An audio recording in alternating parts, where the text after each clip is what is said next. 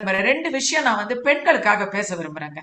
யாருமே இந்த பெண்ணை பெத்தவங்க எல்லாருக்கும் நான் இதை சொல்லிக்கிறேன். நானும் ஒரு பெண்ணை பெத்தவ, அவளும் இன்னைக்கு டீனேஜ்ல இருக்கிறா. யாருமே இது 2025 கற்காலத்துல இல்ல, பால்ய விவாகம் பண்ணி கொடுத்துக்கிட்டு இல்ல.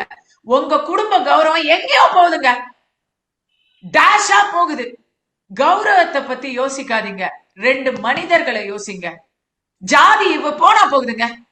ஜாதி, மதம், உங்களுடைய பொருளாதாரம், உங்களுடைய வசதி, உங்க அந்தஸ்து அந்தஸ்து போனா போகுது. எத்தனை சினிமா வந்தாலும் திருந்த போறோமா நாம? அந்தஸ்து பார்த்து கௌரவம் பார்த்து என்ன கௌரவம்? உசுரை விட கௌரவம் பெருசா? ஆணவ கொலைக்கும் இதுக்கும் என்ன வித்தியாசம்? கற்புங்கிறது மனசுல இருக்கணும், தலையில இருக்கணும். உடல் மட்டும் கற்பு கிடையாது, உடல் மட்டும் கற்பு கிடையாது. அண்டு கற்புங்கிறது இருபாலருக்கும் சமமாக வைக்கணுங்க.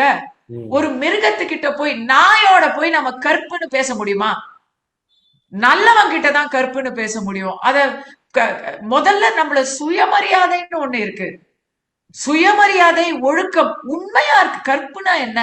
நேர்மையா இருக்கிறது, உண்மையா இருக்கிறது. ஒருத்தனை நாம ஒருத்தரோட வாழும் பொழுது அந்த ஒருத்தருக்கு உண்மையா இருக்கிறது, ஒருத்தியோட வாழும் பொழுது அவங்க மேல அன்பு செலுத்தி உண்மையா இருக்கிறது, அப்படிங்கிறது நம்மளுடைய தமிழ் கலாச்சாரம். ஆனா இன்னைக்கு என்ன பார்த்துட்டு இருக்கோம் சார்? இன்னைக்கு நம்ம பார்த்துட்டு இருக்கிறத நம்ம யதார்த்தத்தை பேசுவோம். ஆண்கள்லாம் கற்போட தான் இருக்காங்களா? எத்தனை பேரு மனைவி, துணைவி, இணைவி, வீட்டுல கிளிமாரி பொண்டாட்டிய வச்சுட்டு குரங்கு மாதிரி கூத்தி அவளை வச்சுக்கிட்டு, கொஞ்சம் கையில காசு இருந்தா கூட அதுக்கு வியாக்கியானம் பேசுவாங்க.